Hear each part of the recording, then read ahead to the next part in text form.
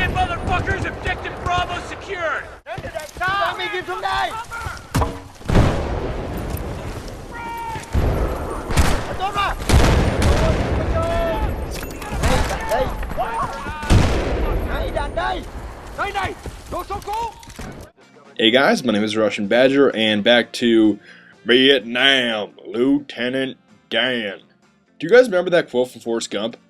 Lieutenant Dan says something about, like, try out his swimming legs, and clearly he doesn't have any legs, and Forrest Gump chooses to point that out. I found that so hilarious at the time. You ain't got no legs, Lieutenant Dan. I love that movie for some reason. It just touches my heart. But this specific request comes in from Tooth Slayer. He says, Badger, try out the M1A1 Thompson. It is a beast at close range. And I do agree with you very, very much. And if I may implement a literary device called foreshadowing, for those of you that have taken some kind of English class, think about the Fourman Fiesta in the intro that I usually do. You know, some kind of goofy intro that just kind of soothes you into the commentary. Well, that Fourman Fiesta, think about that as foreshadowing for something that might happen later that is moderately similar. And so just let that marinate in your brain. You'll see what I mean in about a couple minutes here. But check, did you see that tactic? Since there's no motion sensors in Nam, I just throw grenades, and if I don't hear any kind of Asian guy just yelling or screaming at some kind of fragmentation grenade, I don't know what they say. I mean, I know the Russians in Manila say granato and so forth, but... And this little strip of land right here, it's so wonderful, and I'm picking these two guys off right here because you can just totally roam back and forth from A to B, and it makes everything so much simpler, and you can easily guard anybody coming down the hill.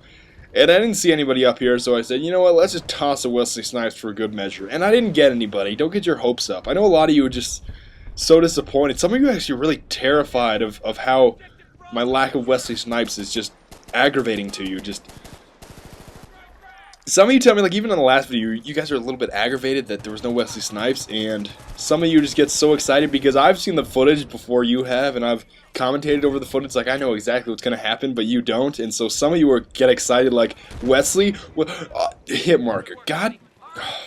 So it's sort of frustrating to some of you, but that's understandable. And I'll give you a heads up if I'm going to do a Wesley Snipes. Obviously, I'm going to say it, but check out this specific instance right here.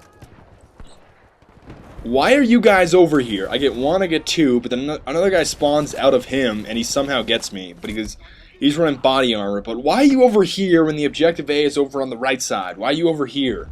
Even if you were attempting to flank all the way around, you wouldn't be able to get there in time because the charge is already set. So then I basically said, you better chiggity check yourself or you riggedy wreck yourself. I didn't actually say that, and I'm not quoting Ice Cube either. Clearly not. I would never do that in commentary, but look at that critical kill assist. Come on, man. Oh, actually, I did get a kill there. No, you know what? I think I got the critical kill assist on the body armor catfish, that he was just running around with a Uzi. I'm going to go ahead and spawn as soon as you're about to kill the guy that I'm about to spawn on, and I'm just going to kill you. That's just wonderful. But look, sometimes you just have to stray away from the herd, because we all know if you follow the herd of your teammates, you're going to get no farther than the herd. And that guy was trying to... They all had this weird mechanism where, you know how the rest of your team, once you get the first set of objectives on Hill 137, they all try to cram through that tunnel on my left-hand side to my back left?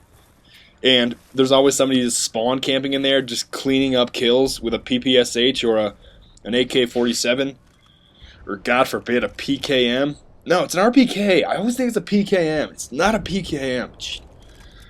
But actually, you're going to enjoy this foreshadowing moment. I told you about foreshadowing earlier, and you're going to see exactly what I mean in a few seconds here. And I know you're going to enjoy it. I saw a sniper there, and I thought, the M40 has a ridiculous one-shot kill range, so I'm not going to risk getting my face taken off. So I'm going to go up here, and I somehow got him. I just had this sway back and forth. It's like that. It's kind of inaccurate, but at the same time, I definitely killed him. So I'm going to arm this, and I'm going to run around the corner here. And I'm going to take 1, 2, 3, 4 sandwiches away from all of you. Give me your sandwich. 4 of them. That's wonderful. Another Fourman Fiesta after the intro. That's great. I mean, I got absolutely owned after that. But, Scatman Carruthers, I die. But, I don't understand how bad those Carls are. It's like, what are you doing, Carls? Why are you standing all in the same place? They're all like, why do players insist on being such Chatty Cathys? I don't understand this. They all have to sit in these little groups like they're gossiping in the hallway in high school. Just, oh, I'm gonna be a Chatty Cathy. Oh, that is exactly how you get quad sprays or four-man sprays or four-man fiestas. When you have all these Chatty Cathy Carls that are all sitting around in a group like, oh, I'm gonna discuss what happened during the football game yesterday or what class I like the best. It's like, spread out. Please, by all means, spread out. Don't be afraid to not cluster together like bacteria around sugar. And I was going to tell you about a Serbian drinking ritual where it's a long story. It's, actually, you know what? I'm going to have to tell you now. And this guy got sniped with the 45. Oh, man. It's a Serbian ritual where it has to do with a cube of sugar, a little, like, shot glass of water, and brandy. And what you do is you dip the cube of sugar in the water, you eat the cube of sugar, you swallow it, and then you drink the alcohol. And the theory is, or what is supposedly supposed to happen is you swallow the cube of sugar and all the bacteria congregates around the sugar, and then you drink the alcohol, and that absolutely just owns and burns all that bacteria. So I'm trying to relate this to all those Chatty Cathys that are all sitting in one specific place, like they're congregating around a cube of sugar, and I'm the alcohol, and I absolutely burn them up, or shoot them, or eliminate them, if you will. So I hope that makes sense to you, and if it didn't, Google it.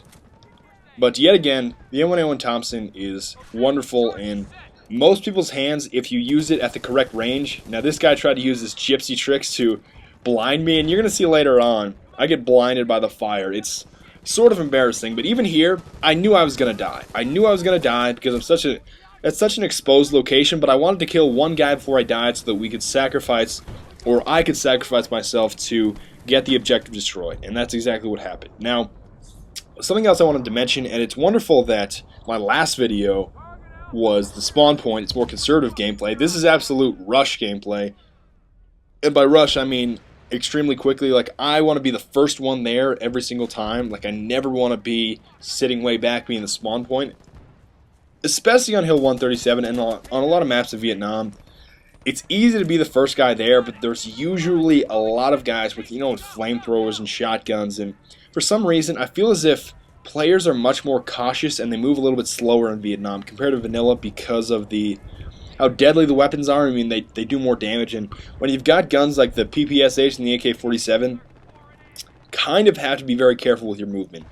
And I flank the left-hand side here because everybody goes on the right side or up the middle, and you basically, if you want success, go where your teammates are not. Like, if your teammates all want to congregate in one specific position, I'll go up the right flank or I'll go up the middle and be a bunch of Chatty Cathys and cluster together. I really don't want to be there. I want to be the opposite, or I want to be in the complete different location. Now, I am sort of close to teammates here, but that's only one tank, and the majority of my teammates are still trying to force it up the middle or go on the right flank. You see, there's two people here. Just this gentleman on my left-hand side, I'm going to go up here, and sometimes it's good to use your teammate as just a lure, as bait. Like, let him go up first and then draw the enemy fire or the enemy flame in this particular position here and shoot that lurking corner monster in the face. And I set Bravo here, and it's sort of unfortunate. You're probably going to laugh at me. Laugh at me, not with me, just at me. Okay, so I get one guy. You ready? I get a second guy coming up here. Come on up, Carl.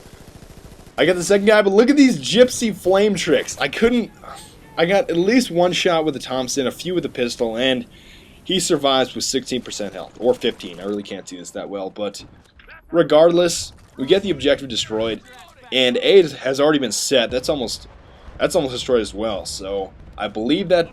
See, he got saved by the bell. I was absolutely going to mow that catfish's face off, but he just happened to get saved by the cinematic endgame screen. But that is the end of the game. I want to thank you very, very much for watching. I want to think what my next video will be. I'm going to ponder that over. I will see you guys next time. Auf Wiedersehen und bis bald. Gute Nacht. Oh, guten Morgen und guten Tag. And really, if I could give you one specific moral of this video, simply don't be a Chatty Cathy. That is all. Auf Wiedersehen.